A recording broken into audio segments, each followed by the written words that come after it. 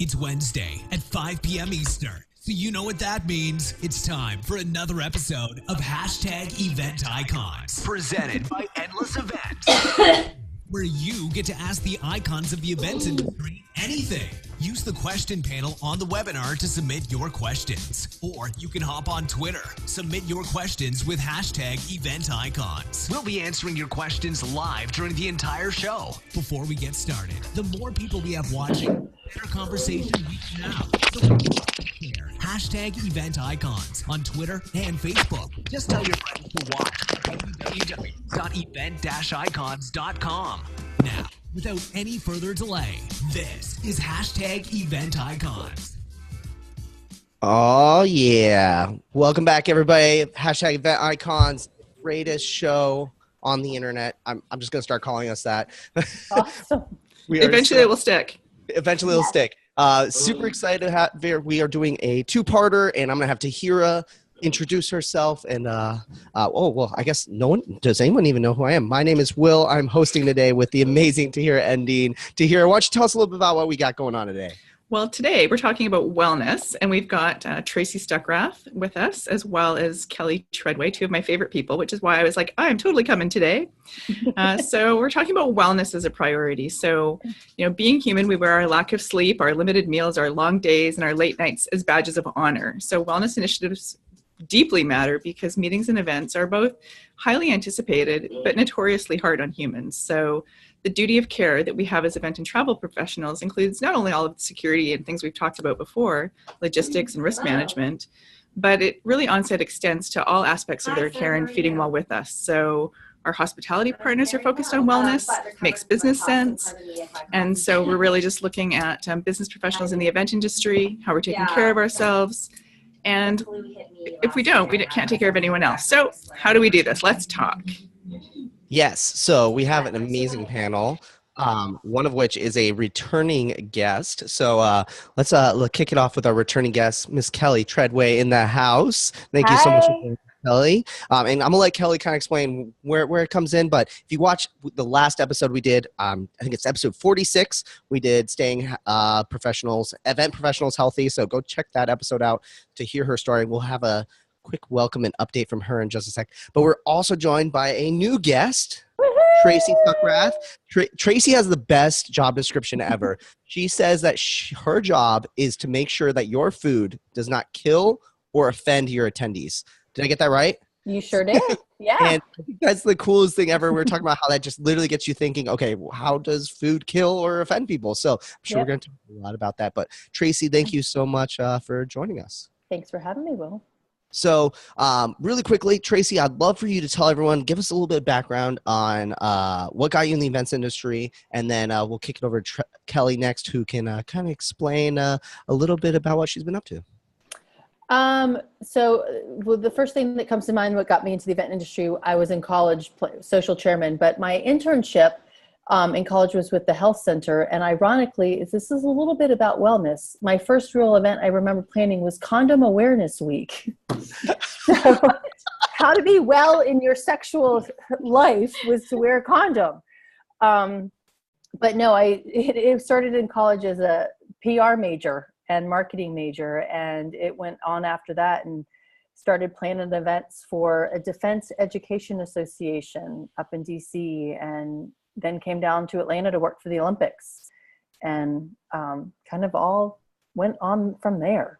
So it's Olympics and corporate jobs and association jobs, and now on my own for almost 8 years now. Wow. That's awesome. And do you think that being able to be on your own and kind of dictate your own stuff help you stay healthy? It helps a lot more because I can be at home and make my own food for sure when I'm someplace else, and I try to stay at Airbnbs when I'm traveling, because I can. My thing in Vegas now is I have this Airbnb that's right behind the Venetian, and I actually walk from the Airbnb all the way 5 miles to Whole Foods, and I buy my groceries for the week for IMAX and whatever, and then I take an Uber back. But I can then make my stay as healthy as I can before I get to the show floor. I like that. That's a great Yeah. hack right there. I Mhm. love that. That's awesome. All right. Well, we're going to definitely, I think you're going to be Okay. full of great tips for everybody, but we can kick it over to Kelly. Kelly, can you tell us a little bit about what you've been up to? Kind of give, obviously, you know, you have event profs around the world. What's been going on with it? What have you been up to the last year? And just give us a good update. Yeah. So if you remember the podcast last year, I am the owner and the lead marketer for EventCurious, and our passion project is event profs run the world, event professionals run the world, and we are continuing to grow. This year that's our main intent word is growth and reaching more people and getting more of the word out there. So I'm looking forward to. I'm actually going to be speaking on this topic in Austin in March for ILEA. So yeah, so we're excited. I'm hoping to amplify the message a little bit more this year. Cool. I think, you know, it's very interesting that we decided to do this episode again. And we as a team got together at the end of the year and said, like, what episodes were really good? And I feel like this is just an episode we're just going to continually have to do because you can never stop talking about it because there's so much to talk about, but also there's so much stuff improving and changing, right? Like last year, you know, we were talking a lot about like disconnecting, and now like it seems like it's commonplace for people to disconnect, but like, okay, maybe we need to talk about cooking on the road and things like that. So I'm really excited. Kelly. I'm so excited to be on the show with Tracy because one of my favorite quotes to tell people is that you can't, you can't out-exercise a bad diet. So having both of us on this show is a really good balance of the physical and the external and the internal, which is great. Awesome. And it's funny. So looking back at my notes and re-listening to last year's episode, that was actually something that you guys mentioned. You said like, hey, like no matter how much you exercise, you still got to eat right. So I think we'll definitely get some good advice on that end.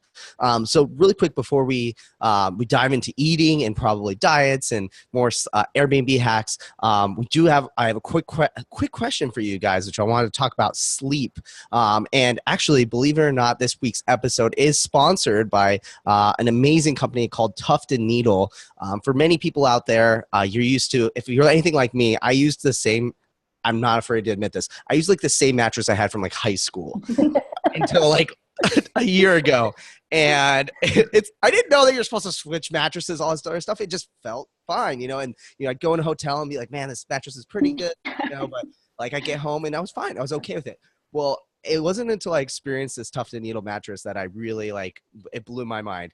Tuft & Needle reached out and said, hey, we want to be a part of this. Obviously, sleeping well is a big part of being healthy too. So, in which we'll jump into a sec. But if you haven't heard Tuft & Needle, all you have to do is head to tn.com, and really amazing mattresses. They also sell them on Amazon. So you can get them prime delivered and delivered the same day, I believe, as well. And they're really inexpensive too. So, you know, I think that was one reason I never changed my mattress is I was terrified of like walking into like a mattress store and spending thousands of dollars on a mattress or, you know, things like that. You can get a king size mattress delivered to your door in less than 24 hours for $700. No way. Wow. That's awesome. I have a ton of friends who have the mattresses and they praise it. So I eventually said, okay, I got to get one myself, and really, really happy with it. So big shout out to Tuft & Needle. If you guys are looking for a great mattress, that's a good tip is get a great mattress. And for $700, there's no reason to allow you sleep. So with that out of the way, we want to talk a little bit about sleep because it's a big deal. So we want to talk about how can we get better sleep. So first of all, for you guys, maybe personally or what you've seen, what are some like big enemies to event professionals in getting good sleep?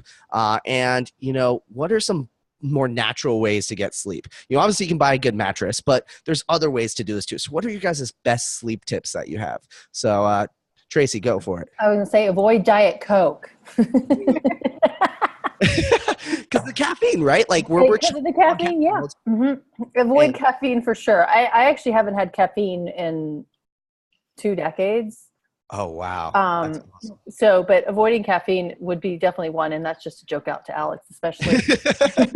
Before the show, Alex walked in and goes, so you guys hear about the new Diet Coke flavor, which is awesome. So shout out to Alex, who's live tweeting right now. Thanks, Alex.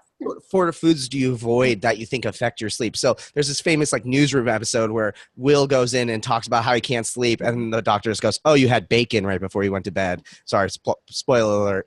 But you know, are there any other foods that people should be avoiding right before they go to bed?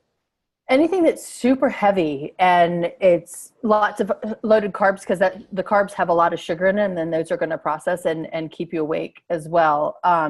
If you want to go to sleep, eat turkey.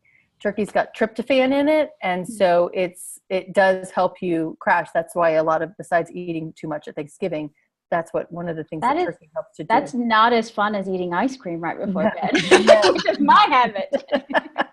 Totally. Yeah. No. And you don't want to eat, right before you go to bed, which I actually have a habit of doing as well, because that's going to just sit on your body and not let you rest well overnight. So you want to wait and make sure you're eating. A lot of places, or a lot of websites say don't eat after 6 or 7 o'clock, which in our industry is very hard to do. Yeah. But also trying to eat your heaviest meal during the middle of the day so that you can help burn that off, and eat a lighter meal at dinner is better. It's so ironic because I'm probably the opposite. I start lightest in the morning, a little bit heavier at lunch, and then definitely dinner is like my big gorge meal. But probably the reason why I'm having a horrible time sleeping. So I'm going to try that around. What time of day do you work out though? I think that also plays into it. Oh, I work out in the morning. Yeah. Need to do that too. So Kelly, you're obviously really big into running. So have you found that running also right before you go to bed, or does that help you fall asleep a little bit better too? It does. I found that, and I prefer working out at night, which I think most people prefer in the morning, but I'm a nighttime. I like to do all the physical stuff at night after I've gotten all my deadlines done and I don't have to worry about anything. But I do find that if I do a long run, I will sleep really heavy. So, but I was going to mention that what I've come to realize over the last few months is that electronics play a huge part in not just myself, but my team getting adequate sleep and sending emails and text. And I've actually, this year, 2018, I added sleep to my journals, to my intents of cutting off electronics by 11 o'clock, being in bed by 11:15, so that I could be better about getting sleep, because sleep deprivation is terrible in our industry. We have long days and early mornings. You can stay awake till 11:15. Yeah, I can stay awake. Oh my goodness. That's when, as a writer, I do my best writing at 1 o'clock in the morning. And so it's really hard. It's a struggle for me to, but then I start really early in the morning. So sleep is definitely, the struggle is real with me with sleep. When are you guys going to bed, and when are you usually waking up? Just curious for each of you. I am 4:35, 5:30 wake up, just on the natural clock, not with an alarm, unless I'm sick or I am dead bone tired. And lately I've been going to bed 9:30, 10 o'clock, which is unheard of for me. Wow. Too. So I'm usually a late person too. I'm midnight to bed, and by 7:30 I'm up. Oh, wow. Okay, cool. So it's same almost amount of hours of sleep, just shifted in a different direction. Yeah, right. Yeah. Tahira, what about you? What's your usual kind of sleep schedule? I'm like a 10 till 5. 10 till 5 or 6. Interesting. So I've been forced. I find that when you have a partner in life, they definitely shift your sleep schedule. I used to be a midnight wake up around 8. Now I'm by 10. Can wake up by 6 easily every time. Wow. Yeah. At New Year's and holidays threw it off a little bit, so I'm getting back in the swing of things. But definitely, going back into the rhythm of things is really, really important. Do you guys have any sort of other tricks that you guys have when it comes to sleep? Any apps, hacks? I'm sorry, we talked about disconnecting, and then I'm going back to apps, so I apologize. The white noise app, Shauna Suko actually got me on that one too. Just it adds. You can put a different, whatever kind of tone that you want on as the background noise while you sleep, but the white noise helps that too. And there's a couple of different apps out there that you can use for that. I noticed there's white noise headphones now too. You can buy that only generate white noise, and they have super long battery lives as well. There's one that goes in your pillow too, which is fun. But I have a little wave machine, which I love. It's it's so relaxing. It's the cue, right? And it times out. You can do 30 minutes, 60 minutes, 90 minutes, or continuous. So I can just do it for, which is really super helpful. All right. And we're going to move on if that's okay. I have one more thing real quick. Okay. I did want to suggest. So there's one other product that I picked up. I decided my sleep was going to be my goal of the second half of last year. And I not only did the mattress, but I also got this thing called the Bed Jet. And everyone says it's the stupidest thing I've ever bought until they try it out. But it's basically an air conditioning unit for your bed. It has basically put at the bed and it puts a pipe up into it and it pumps into an air comforter essentially, and you can do heat and cool. And you've seen this before. Yes. I originally wanted to get the chili pad that Tim Ferriss, like a water thing that you put on your bed, but it was like $1,000. But the Bed Jet's like $300, $400. I love it. I sleep hot, and now it helps cool me down, and I get probably the best sleep I've ever had with it. So it sounds like Kelly's. Have you tried it? Yeah. My husband and I, every time we see it, we're like, we need to try that.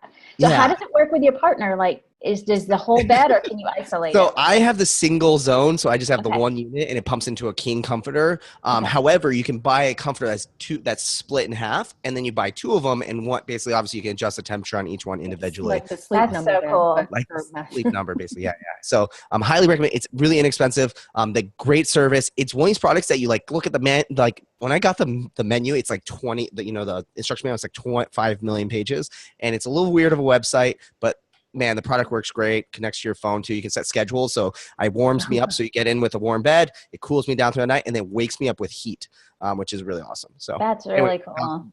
I really was excited. I've been waiting a year to share that one. So, go ahead, Tira. So we're moving on from sleep. Exercise, obviously important. So beyond walking those 18,000 steps on the show floor, we know, Kelly, you've got the running group for event planners. So tell us more about this, and a little bit more about what about those people who really are like, I hate exercise or I hate running? What are some ways to help ease people into some of those routines? So, I mean, it's not easy in our industry, and even myself, I have to be honest and say I took a running sabbatical the last quarter of 2017. Sabbatical means you stopped running, or you just focused on running? Okay. I completely stopped. I completely stopped running. Yes, I took a break from it. Yeah. And I found other things to do. And I had just kind of gotten to a point where I just needed a break after training for so many marathons and so many races and so on and so forth. I just needed a break to try something new. I know. So I think that there are definitely, if you're not a runner, there's so many ways that you can get exercise in. One of the things that our team does is we have a treadmill and a tread desk, and they're on different days. People will use that tread desk and get miles in. Right now I'm holding the most miles walked in a day while working. I've gotten 10 miles in. So that's the number everybody's trying to break. But yeah, so you get, it's an amazing way to burn calories, and it stimulates your mind while you're working, and you forget that you're exercising at the same time. It's pretty, that's a great hack for our team. Awesome. Well, and when I'm in Vegas, I mentioned this at the beginning. I'm like, I stay at an Airbnb, and I did get reamed for using Airbnb from another event planner, but whatever. I work for myself, and Airbnb's my thing to do. And I used to be a host, but I walk to Whole Foods to go get my groceries when I'm in Vegas, which is way past Mandalay Bay. So it's 5 miles from Venetian. But that is my thing. I don't run. I ran a marathon so I could kiss a boy. I accomplished that in 1998, and I'm never doing it again. And Kevin Patton, there you are. But I walk. And I love walking the strip in Vegas at 5 o'clock in the morning, because there's escalators and stairs and there's no one there. And so I play Rocky in Vegas on the stairs. I go up a thing and down and up and whatever. But I think it's also, even when we have the running groups, there are walkers. Mm-hmm. Not everybody runs. And so to me, it's also a great way to go find somebody to go walk with. And in my old neighborhood where I lived in Atlanta, I just recently moved to Greenville, South Carolina. My neighborhood had lots of hills, and I met 3 guys that I'd never met before. One was 65, one was 55, and one was in his 70s, and they became my walking buddies in my neighborhood. And so they're like, "Where are you today, Tracy?" And I'm like, "Oh, I'm going out of town," or whatever. So it's a great way to meet people too. Mhm. So Awesome. without having to go to the gym. And I just recently rejoined a gym, and finding a gym that lets part-time people use the gym is really, really hard. So you have to do the hacks like running and walking and doing bench presses on the bench on the Vegas Strip, things like that. Mine's definitely that 5-minute workout app for sure. Cause that Yeah. like, Yeah. I think it's that crazy. And then you do the 5-minute workout and you're like, Yeah. okay, I need like some Mhm. Netflix and chill after this. Yeah. That's what I was about to say. Yeah, there's so many online services now for training. They're coaches. I mean, they're training and health coaches that you can plug into, and it's great because you can take it on the road. You can take it Mhm. exercise anywhere in the house. Like I have some of my buddies on Instagram. They post video of themselves when they're working out in their kitchens, and it's you can just kind of go anywhere with it. And it's a great way to explore a city too, especially as meeting planners. If you don't know the city, get out and go explore it, and by walking and asking the hotels. And a lot of hotels actually now have packages that you can rent and do exercises in your room, or they have shoes, and if you forgot your workout shoes, they've got workout shoes that you can rent, or yoga mats that you can use as well. Yep. And a lot of them will have safe walking trails as well, Mhm. running and walking trails. Yeah. Awesome. Big shout out to Paul. Sorry for pronouncing your name wrong if I did, but Hokie.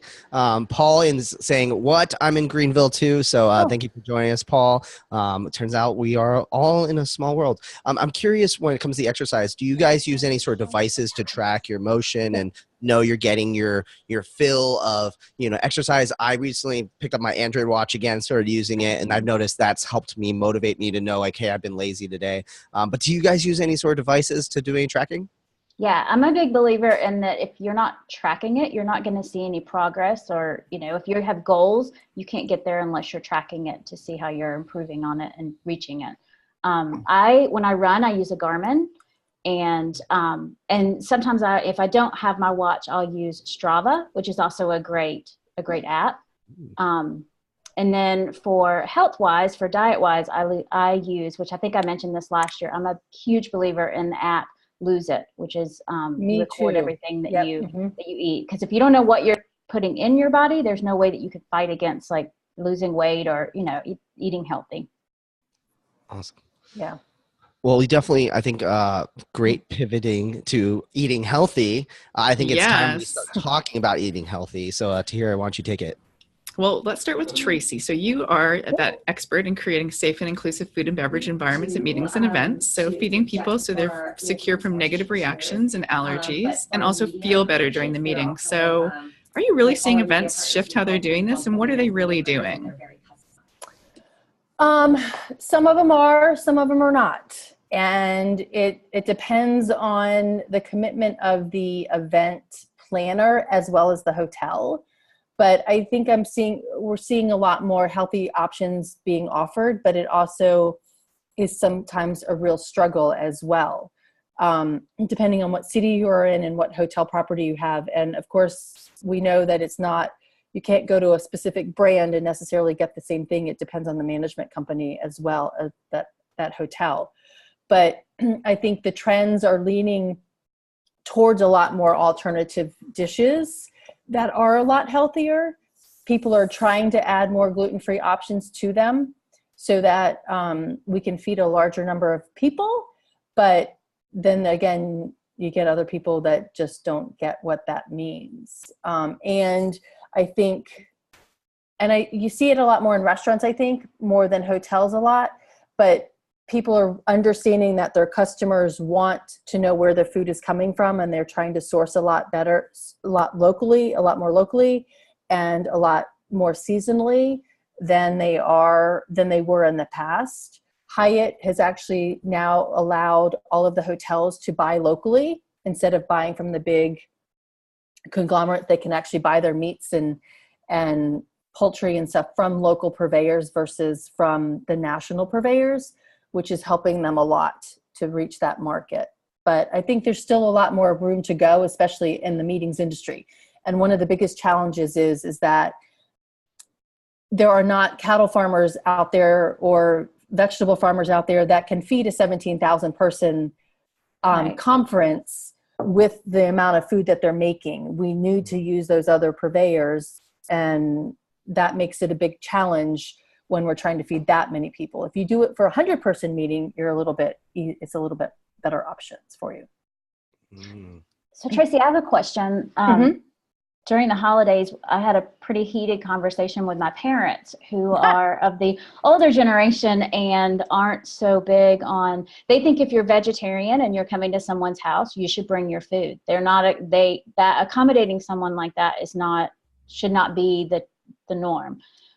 So of course I come from a totally different point of view. Are you seeing generationally that the differences like that? Is that something you're seeing across the board, or?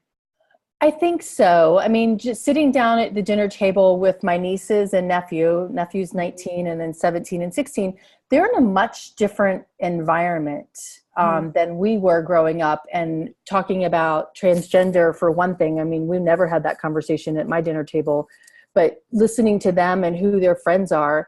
And my oldest niece is now a soccer player, and she's gone gluten-free and dairy-free. And so that conversation has really changed how they eat. Because when I used to go to their house years ago, it was different. But I think they're a lot more accommodating in what they want to see their friends participate in and how they eat and things like that. Ellie's friends are not necessarily eating the way she's eating, but she's open to that conversation and helping them. So yeah, that's what I see in my children as well, that they're having these conversations. And yeah, my daughter, I think a year and a half ago, she went vegan. Oh yeah. And she's the only one in our home that's vegan, but we do accommodate her. And if someone's coming to visit and they're, they don't eat pork or what have you, we accommodate them. So yeah, so it's a pretty heated conversation, but it made me think, is that happening? Do you see that industry wide? Is there that generation? Is it a gap? No, I think it is a big gap. I mean, because my parents are like, they understand what I do, but it's still, this is what we're eating normally, Right. And my dad has some, but my mom's like, just get over it, Tracy. You're not having this conversation. We're going to stick with what we're doing. But it is a big generational thing of how you do it. And like my friend Jill, she's been a vegetarian for 25 years. And every time she goes home for Thanksgiving, her family puts bacon on everything. And it's bacon bits. And she's like, oh, and they're like, oh, we forgot. I'm like, for 25 How do you forget years? that? Yeah. Yeah. So it is a big challenge, but it's wanting to ask questions, and people don't want to do that. We're starting to get a lot of questions in from the audience. So reminder to everyone out there watching, we have the question panel on Zoom. Put your questions in there. We'd be happy to answer them. And so some quick questions. I missed this one. We were talking about sleep, but it talks about food too. But Kathy in the audience, thank you for joining us, Kathy, asked about what sort of vegan options you can use to help you fall asleep. So you talked about turkey helping you fall asleep. Do you guys know any vegan options that are really good to help you fall asleep? What about teas, Tracy? Like my husband does a tea. I do a sleepy tea too. And lavender is very good too. And if essential oils are really hot right now, not like hot, they're just hip and trendy, but lavender's very good about that and calming you down. doTERRA is a brand that I use thanks to Tess Vismal. And they have another one called Peace. It's a blend of oils that helps you ease into the evening and calm down and disconnect. So that's just a topical oil that you can diffuse or put on your skin to help do that. It's called PEACE. PEACE is one of the brands that doTERRA sells. Cool, doTERRA. And doTERRA is lowercase d, lowercase o, capital T, ERRA. Awesome. Yeah. We'll definitely post that in the show notes afterwards as well. So make sure you guys check out the show notes after the show as well. Kelly, do you know of anything that you use to kind of calm down? You said ice cream, but it sounds like you want to change that. Yeah, that's probably not a good thing. Definitely not vegan too. Like I said, my husband does tea, and I think one of our team members, I've had conversations with her, she does tea. Other than that, food, anything that you ingest, I don't know. But the oils are really, like Tracy said, they're trending right now. And I've heard a lot of people put them on the bottoms of their feet. Yes. To help them sleep. Oh, it helps me motivate and helps me stay in tune. Those are the other ones. So I just Googled it on my phone, Will. Cherry juice, bananas because they have a lot of magnesium. Rice, which is high in tryptophan, and sweet potatoes. Those can help. Those sweet potato fries are going to real help. Yeah, sweet potato fries are probably not what it means, just like maybe a baked sweet potato. Cherry juice, and dark leafy greens are some options too. Kathy brought up a good point in the chat, is that some essential oils are toxic if you have cats. So make sure that you be careful. If you have cats like me, one sleeping right over there. I'm not a cat person. Cool. We getting more questions in from the audience. Anthony Weiner asks about portion sizes. So obviously we talked a little bit about eating the right thing. I think people know it, but obviously even too much of a good thing is a bad thing. So what do you guys kind of rules of thumbs for portion sizes? The biggest thing that we ever did in our household to get control under that was to buy a weight. Is that what they call it? A scale. A scale to weigh your food and know what the ounces are, so that when we were putting it into the Lose It app, we knew exactly the portion of what we were putting in. That really helped us figure that out. And it's amazing how little or much it is basically weight. It's the palm of your hand, right? So they say this is like, you shouldn't eat more protein than fits in the palm of your hand. So when's the last time that you ate a steak that was that small? You know, so it really does, it makes you rethink. And weighing is surprising. Very much so. And you have to read the back of labels of bags. So if you're buying chips or like a Fritos bag, which is not a good healthy food, but you know, that's probably 3 portion sizes in one of those bags, you know, even the little tiny ones, or the bag of peanuts at the gas station, or not at the gas station, but at the store at the airport. Those bags of peanuts, that's 3 or 4 servings that you're supposed to be eating, not one. I have a story about that. My husband actually bought SpaghettiOs recently. SpaghettiOs has new organic. Have you seen this in the store? It's organic. Yeah, it's organic SpaghettiOs. So I had that for lunch today. They taste the same. They're really good. But after eating it, I happened to look at the other can that was in the pantry, and it was 2.5 servings. Oh my goodness. It was like a dinner. I was like, that's terrible. But it was good. It's organic. So, you know, I mean, it's made whatever. Right. With clean ingredients. Clean ingredients, yeah. You definitely have to read the back, but the weighing is very eye-opening on how much you should be eating. Yeah.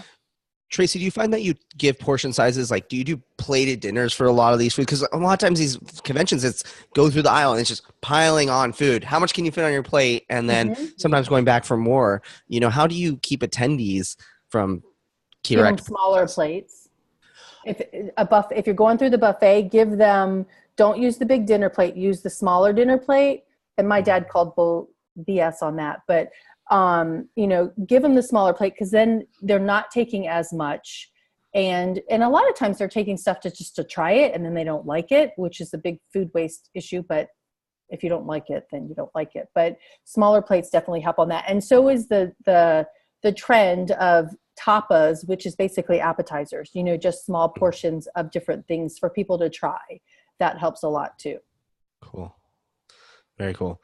All right. I think I got all the food out of me. I mean, that's a good, I think a big gear for me this year is going to be about food, but I'll let Tira kind of go on to our next area. So we're going to go next. We're going to move on because there's so many things. So, you know, one of the other things, you know, sleep, food, exercise. What about quiet space and reflection? So are there some ways that you guys are seeing that, you know, micro actions even that event professionals can take for that moment of Zen, or things that we're offering for our participants at events? So what can we do to help just like re-energize ourselves mindfully? I mean, I love IMEX's meditation room and the other offerings that they have in there. I unfortunately have never taken advantage of it, even though I love it so much. And even the playroom, Sharon Fisher's playroom at IMEX, that helps you decompress and think about things in a totally different way. But one thing that I do every once in a while is if my head is bobbing, I will go lay on the ground and put my feet up on the wall for 15 minutes and just zone out, because that actually helps bring the blood back to your brain and re-energizes you a little bit. So, but it's hard to find, a clean, safe spot to do that sometimes in a convention center or hotel. But Kelly, any thoughts? My recommendation for that is I lean heavily on apps for that, both Headspace for meditation and Calm, which I've just started looking into. Mm-hmm. Yeah, both really great apps, and you can take them anywhere with you. I mean, I've even run. Headspace has a running meditation that you can listen to while you're running or you're exercising, and that has helped me greatly. And just, you would think that waking up and starting the day that your head would be in the right place and that you would be peaceful, but I find that that's when my head is just full of bouncing, exactly, of this and that, and how to prioritize everything. And so meditating like 10 minutes in the morning for me makes such a huge difference on my day. And even my husband has noted, like, when I'm not doing it, he's like, you need to get back to meditating, because it's, my personality changes. And I think that the great thing about that is I think that we're seeing that universally be accepted in society. We're seeing more of meditating and in the schools, and them giving children time to just sit and think, so I think it's shifting. Yeah, and a couple of articles that I've read too, and I haven't practiced it myself like you, Kelly, but sitting down instead of picking up your phone is the first thing that you do, and that's what my clock is when I'm traveling, is to actually meditate. Don't do anything until you sit down and you just zone out for 5 to 10 minutes. The other great thing is the iPhone watch. They've got the Breathe, app on the watch, and every once in a while it pops up and it says, Tracy, you need to breathe. And you hit start and it makes you breathe in and then breathe out, and it vibrates. So you don't even have to look at it. Your watch vibrates to tell you when to do one or the other. And it does it for a minute, and you can repeat it for as much as you want. But I think that helps me every once in a while when I'm like crazed. I love that. So that's really cool. Yeah. I think that was a big recommendation that you guys had last year too, that I started implementing, is just the idea of breathing. It's crazy how often that we just get sucked into, oh my God, it says, and we just like are holding our breath, and like I can feel the tenseness in my shoulders and everything like that. But like you breathe, it just calms you down so much. It probably would help me talk slower too, I'm pretty sure. No, it wouldn't. No, you're right. Just kidding.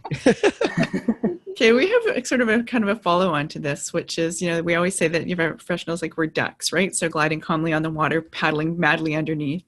So it, really makes us think about, at what point when we're doing that, do we just kind of tap out, right? So we have a breaking point. So some things around, working with our teams, and how do we help each other recognize those breaking points and then be able to implement some of these things. So do you guys have any do you do that with your teams? Do you do that with your families? Kelly, you've got a team, so you talk about that part. Yeah.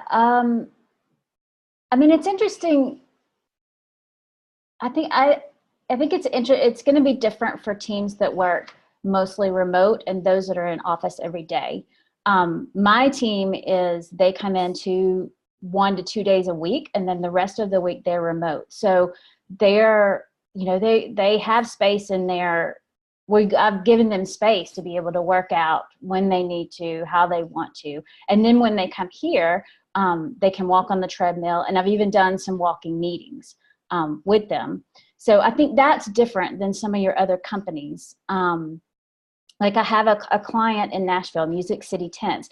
They actually have a facility in their warehouse for their team to work out. And they do a weekly yoga session together. And like the sales team does a class together, and the warehouse loading guys do a class together, and they kind of use that. It's part of their core values, and they kind of use that as a measurement of keeping everybody's, they're keeping a healthy goal for the team, and also knowing it's a barometer of where everyone's head is. So I think it looks different for teams. It's just based on how your team is set up. I wanted to kind of comment on the gym portion. We had a gym at our office when we used to have a physical space, and everyone gets excited. They go, oh yeah, I'm just totally going to get a gym. I'll buy like a treadmill, all these things like that. It doesn't work if you just get a gym. You have to lead. And it sounds like those guys are really doing it. So I just want. It has to be part of your core values. Yeah. And the company has to make an initiative and have someone that leads that charge. Yeah. Mm-hmm. Awesome. I love it. Definitely. I think Don Berger put 4 spin bikes into their new social tables office. Mhm. Oh, They all wow. fit Going to. each other, I don't know it's if he a actually meeting did, room. but he was going to. Yeah, No, well, he you did could go and that. have a spin meeting. It's awesome. The I other also really thing like too- the walking treadmill. You know, Mhm. walking and working is really great too. I swear that I get more done on the treadmill just because it's my thoughts seem to come easier, and I just work faster when I'm walking. So Interesting. I was going to recommend, if I can bend down and show you guys this. I got sent one of these. It's like a bed. So I have a standing desk. Standing desks are huge, but it's like this curved Yeah. piece of plastic. And you stand on it, and it causes you to be a little bit off balance, but it Mhm. causes you to shift your weight. And it's supposed to be really good for your hips and keep your energy and your like heart rate going. But I couldn't do the treadmill desk. I can't focus when I walk. But this is kind of like, I think maybe that's the next step for me. But this is kind of my intro. that's awesome. That's cool. Yeah, that is cool. We don't currently have just a standing desk in the office, but our office is getting a makeover, and that's one of the things on the list to add. Is just a desk that can crank up and crank down. So Awesome. Yeah, we have a lot of those in our office, probably half the team here. I sit on a ball, so I don't need a standing desk, Yeah. but a lot of probably half of our desks here are standing desks, and you see people all the day going up and down, and it's, you know what, everyone feels better. Like, it's great. We're also fortunate we have a great gym on the 3rd floor that we always think we have a sort of a standing 2 o'clock that nobody ever goes to. It's always difficult, but it does allow us to go before work or go after work or go at lunch, and it really makes a big difference, even if you can just get in 30 minutes to what you're doing. So I think that that's really important. There's a co-share space that I'm looking at in Greenville, South Carolina, where I just recently moved. And I went and looked at 4 of them. And this one is on okay, Paul, correct me if it's the Rabbit Trail, something Rabbit Trail, but it's on a trail outside, and it's an old warehouse. But so people on their calls, instead of talking in the co-share space, they go out and they walk on the trail, or they walk on the patio of the space. But they've also, right next door is a hot yoga studio, and they share the bathroom. And so you get 40% off the yoga studio membership if you become a member of the co-working space. And then down the other end is the CrossFit, and you actually get 40% off that membership too. So I love that kind of different opportunities that co-share space has put together for their members. So that's another option. And I don't have a desk because I downsized and I just live in a 10 by 10 room now. Amazing. Yeah. Amazing. I was going to say, I think definitely walking meetings are just like huge. I think like just figuring out ways you can incorporate a little bit of movement into it. It's crazy how, like, I'm not sure if this thing's even accurate at all anymore, but it'll say I have 1 hour of activity. So on days I'm standing the entire time. If that's true or not, I think it just measures my heart rate. So I'm assuming it's just getting up that way. But yeah, it's really interesting how it doesn't take a lot of much. And I think one of the things from the last episode that you guys also brought in is that it's about little steps too. I mean, I think a lot of times we listen to these episodes and we just get overwhelmed with the amount of information and what we're trying to do and this and that. But, definitely it's about one step at a time. So if you can implement one of these things, then come back to the episode, watch it again, then implement the next thing. That can be huge. Baby steps. I think I live every goal by baby steps. Absolutely. There's really no other way. Hey, can we give a big shout out to Patty? Yeah, Look at Patty's this. She's blowing up the got some great comments, and I saw that she went vegan 1 year ago today and lost 40 pounds. Oh yes, Wow. totally. Yes. She's been she looks fantastic. Big shout out to Patty. Hey, awesome. we were talking about teams and activities. Did you see the article, I think it was last week, about Google and their company bikes that they have on campus? That they've been stolen, right? Yeah. Tell everybody. Sorry, go ahead. Tell everybody about what's going on. So Google, I guess they keep a fleet of bikes so that their employees can drive on campus or get out and just have activity during the day. But they're finding that people are taking the bikes, like the community's taking the bikes, the employees are taking the bikes. And I think they lose it's crazy, 2,500 bikes a month. Yeah. It's crazy. Oh, that's horrible. And so they said obviously Google, how can we solve this with software? So we put GPS trackers on all of them. And then then they start watching where the GPS trackers went. And they're ending up in India and China. And seriously? They're all over the place. It's just hilarious. So we'll link to that article. Sorry, something just reminded me of that. Awesome. Well, speaking of like one step at a time, I do want to end with our typical questions, but instead of just doing about event planning, which I'll let Tahira take, I do want to have like, what would be your one tip for people about being healthy in 2018 that you would recommend people go towards? What would be your one step that you would say that people should start taking moving forward? So Kelly, you're nodding. You look like you got your one tip ready to go. Yeah. My one tip, and one that is that I have adopted this year, is journaling. It's journaling those goals and then journaling every day how, so that I'm accountable to, did I record my food? Did I stay within my parameters of intake and outtake of exercise? Did I drink my water? Did I take my vitamins? Journal so that you're accountable and that you know that the emotions behind it, because there's so many emotions behind overeating, undereating, over exercising, under exercising. It's all it's all tied to an emotion. So journal. I love it. Love it. Do you use a specific journal, or you just freehand empty journal go? So this year I'm trying Best Self, which I think, Will, that you are. Yes. Yeah. Yes. Awesome. So I'm a new Best Self journaler. Yeah. So I'm excited. Yeah. Can you explain to everybody who doesn't know what Best? Was it last episode that I recommended it, or was it like another time? I don't remember when, but can you explain what Best Self is and kind of what goes into it?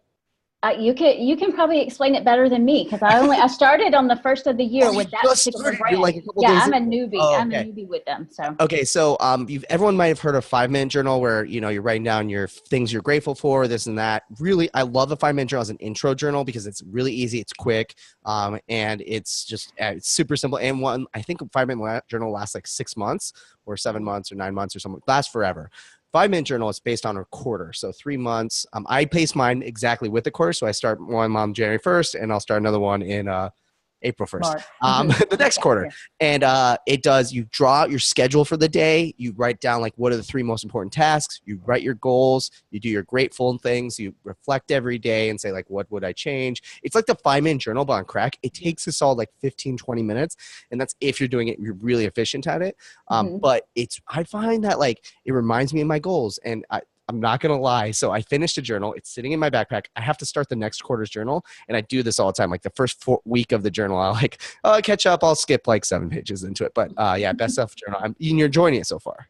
Yes. Yeah. I'm 9 days in, and it's amazing. It's, you really get clarity on what your day looks like, even though you don't always stick to that schedule, what you've written down.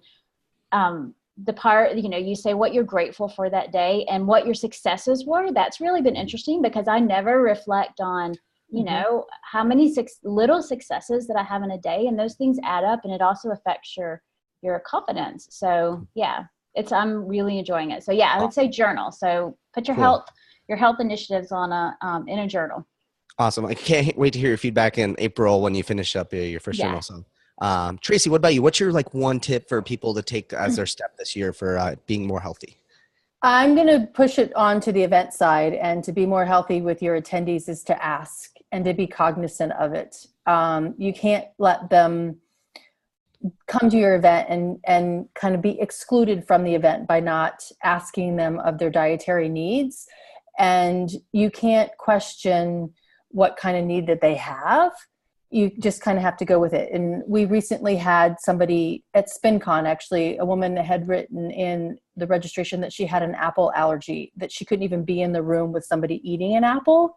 Oh, wow. So we made the event completely apple free for 3 days. So just like you get on the plane and they say, don't bring apples, we said that. And she wrote back to me, she said, you made me cry because I wasn't going to come because I'm so scared about going to events that I don't plan. And being involved in that. So you never know. I mean, that's a lost opportunity in a person attending your event and adding to it by not asking that question. So, or providing for. So mine is just to be cognizant of what other people's needs are and be inclusive with that. It's inclusivity. I like it. I definitely think that being more aware too, and being being able to be patient as well. Times, I'm a guy who other than like this last year, I haven't been able to eat beef. I've been the guy who eats everything, can do anything, right? And, as I had added employees who were vegan and gluten-free and all these things like that, it's very easy to, if you get frustrated initially, to be like, oh, why can't you adapt to me? But really, I mean, it's a lot easier for us to adapt to what they're doing. So I love that feedback for sure. All right, Tahira, you want to hit them with our next question? Oh, she's silent but deadly for sure. Yeah. So it's that whole like mute, and then I went to hit mute, and then I just set my screen like off of the screen, like how you can do that with a Mac. That was great. Love it. No, I think we just sort of like covered off a lot of those things. So it was really just looking at what those tips were for the end of the we're starting a new year, so it's a great time to start fresh. And really just looking at how do we take care of our participants, and asking those questions is really important. And I think taking care of our teams is really important, and allowing time for us to giving ourselves permission for self-care, which, Kelly, you alluded to as something that people are starting to get better at. But, we still, we do have an industry where we started at the beginning and said we wear this exhaustion as a badge of honor, and we need to get past that and really look at how we're taking care of teams. So. And can I say something? Yeah. I was talking to a young girl who just graduated from college and talking about stress and getting a job. And I said, talking about the industry, and Dale said this from IMAX. She's like, why are we so proud of being the number 5 most stressful career out there on that list? And at least for 10 years now. I mean, we don't need to wear that as a badge of honor. We need to figure out how to pull rabbits out of hats without being completely super stressful. Absolutely. Preach. Yeah. That's where I'm hoping those, when they say millennials are selfish, I'm hoping that they teach us those lessons in how to, which I don't agree with that, but I do think that they definitely have a better sense of balance and boundaries, certainly than I do. And I actually really appreciate that, because it forces us to push back on the things that actually don't make any sense. So, exactly. I've seen and that prioritize. I've seen that on our team, and sometimes I'll complain, and my husband, who's a partner in the company, looks at me and says, so what's so bad about that? Let's rethink that. What is really wrong with that? So we need to take care of ourselves. Yeah. Because otherwise we're not going to be here to run a company. Exactly. Yeah. Awesome. Right, cool. Well, let's wrap up the show with our last and final favorite question, which is any cool resources to share. So obviously we talked about a lot of, awesome things. I'm looking down what we already have on the list, everything from essential oils to apps like Headspace. But what is some cool resources you have that don't even have to be health related that you have found? A cool app, website, blog, book, person, anything at all you guys want to share. So feel free to free for all it and jump right on in and share any cool resources that you have or things that you're working on. Well, this is not on my list, but I saw that Tracy added it to the list, so I wanted to make sure that she talked a little bit about it. Your food cards, Tracy? Oh, yeah. Yeah. So it wasn't, the first time I went and looked at those cards, I could not believe all of the things that there are food allergies out there for. It really opened my eyes to, it's astounding. So take a look if you guys haven't checked her website. Take a look at those food cards, those allergy cards. It's really interesting. And I think when you're talking about taking care of your attendees, you can't take care of someone if you don't know that might be a possibility. So thanks, Tracy, Kelly. where can people find the cards, and can you explain a little bit more about them?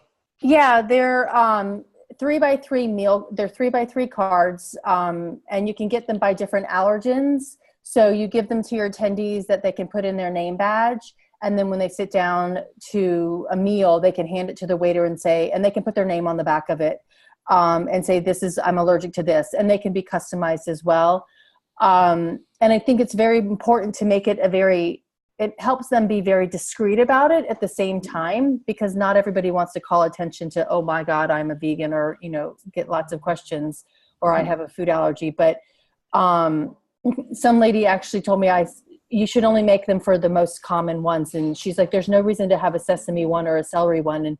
But in European Union, celery is actually one of the top allergens that causes reactions. And so it's regulated by law to actually note it on buffet menus. Wow. So which celery is in all kinds of food. But yeah, so it's easy to put out and give people, and you don't have to use mine, but you can, I mean, I've got them in there as templates and they look like a periodic table. So that's kind of fun. And if you're looking for vegan menu items, I put on here, Will, the website Oh She Glows. Ooh. That's one of the ones that I go to a lot for vegan menu items. It also does gluten-free, and it labels for a bunch of different allergens as well. So if you're looking to give your chef more ideas besides a roasted carrot to give your attendees, just throw some ideas out there. But she's got some really well-tested recipes that I like. So that's a great tip. Yeah. Awesome. Any other cool resources that you guys want to share? I was gonna say that the UK has been really busy wrapping themselves, embracing the health movement in our industry. So one of the sites people might want to check out is I think it's EventWell. And they're actually, running a campaign, the health campaign. They have a holiday every year now, and all kind of initiatives with that. Well, they're doing everything like helping event profs stop smoving, or really looking at different ways that they can help achieve that. So I think that it's super. They're really trying to make some really positive steps, which is important. Yeah, exactly. Yeah. Cool. I'll check that out. Well, ladies, I have to say that, as I said at the beginning, I, jumped on today, not scheduled, because I was like, oh, but it's Tracy and Kelly. And what I really have always appreciated about both of you is your just smartness, but also both of you have an ability to bring a sense of calm around you. And I think that is a really special and unique ability. And so thank you for sharing some of your tips on that, especially today. Really good tips. Thanks. Yeah. And Kelly and I, Kelly, how long have we known each other? Oh my goodness, forever. We have. And I remember when you started Event Profs Run, you and Erica. Yeah. Yeah. It's when it started, it was just Event Profs Run Atlanta. It was only in Atlanta in 2012. And so in 2015, it feels like the world. I know, right? Doesn't it seem like a lifetime ago? Yeah. That's awesome. Cool. Time flies, right? Exactly. Well, real quickly, before we go into the outro, I did want to say thank you to both of you again for being on the show too. Just absolutely phenomenal, especially in an area I think that everyone can learn from. Just absolutely fantastic. Before you sign off, if you're watching live right now, you want to listen up, because we've been getting a lot of questions about how do I log on the show? What's the best way to do this? And similar to a choose your own adventure book, there's a lot of ways to do things, but some of them will take you down the wrong path. So I'll give you a couple options so you can kind of know what the rundown is, and also some updates as far as what we've been going. I think this is episode 10 or so running on the Zoom platform. So it's really, really, really really excited to share this with you guys. But for all those who don't know, every single week at 5 p.m. Eastern, we record this live on Zoom, which is by far the best way to watch the show. You get the highest quality video and audio. You can also ask your questions directly in, and there's no delay. It's just an absolutely best way to come on in. Also, working on some exclusive stuff to give you guys some incentives for signing up for the Zoom. So for example, if you go to event-icons.com and sign up, you actually get entered to join the Facebook group that we have created, which is awesome. So basically, all the icons like Tracy and Kelly over here, including myself and Tahir, are all in it. And it's basically a chance for you to continue to ask follow-up questions and also meet other event professionals. So the only way you can join is if you sign up for the list. So go to event-icons, sign up. There's also, it tells you the best episodes of the year, a lot of really awesome stuff, and also sends you email reminders so you don't forget to watch live. So definitely check that out. Like a lot of you guys, you might be watching also on Facebook Live. This is obviously a great way to watch as well. However, because we have to transfer the questions in and do the live show, you don't get quite the same experience also in the chat that you do with the Zoom. So, but you'll be able to watch some behind the scenes. Sometimes I'll screw up and all that sort of stuff. However, again, just head to event-icons.com so you don't miss an episode, and you get to directly ask questions to the guests. However, if you are more of like a choose your own, or what should I say, DVR method where you like to watch on your own time, totally cool. There's a lot of different options. So a week later after the episodes on Tuesday, we publish on the blog, which you can get to by going to event-icons.com and subscribe to the blog right there. But then a week later after that, we publish it on all the major platforms like iTunes and Stitcher. And then a week after that, if you're like me and watch a lot of YouTube videos, we also publish it on YouTube. So there's a lot of different ways to watch the edited version, but definitely the live version, as you guys are knowing, watching this live is the best way to find out. So make sure you head over to event-icons and watch live is the best way. Some other cool follow-up stuff. Twitter is still definitely the best way to chat with us. Shout out to Alex Plaxon, Little Bird Told Media, who's live tweeting all of this. We don't give him enough praise, but he puts on the best tweets, and he's watching every question, comment come in and shooting them over to us. So that's also a great way to interact with us. And then last but not least, using Twitter, Facebook, the Facebook group, let us know who you want to have on the show.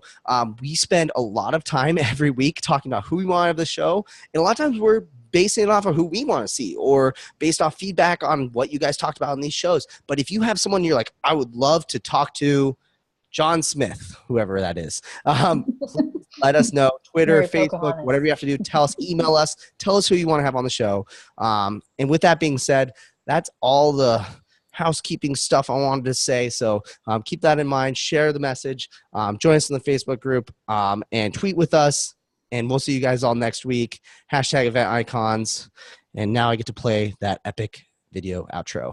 We'll see you guys all next week, 5 p.m. Eastern. Thank you, Will. Thank you, Tahira. Thanks, guys. Bye, guys.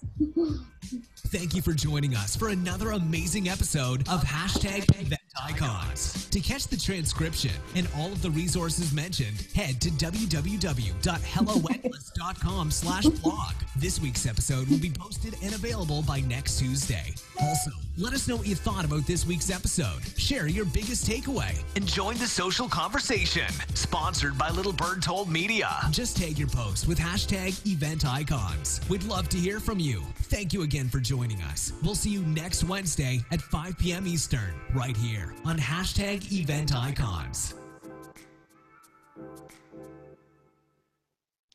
All right. Stop sharing that screen. Goodbye, Facebook. All right.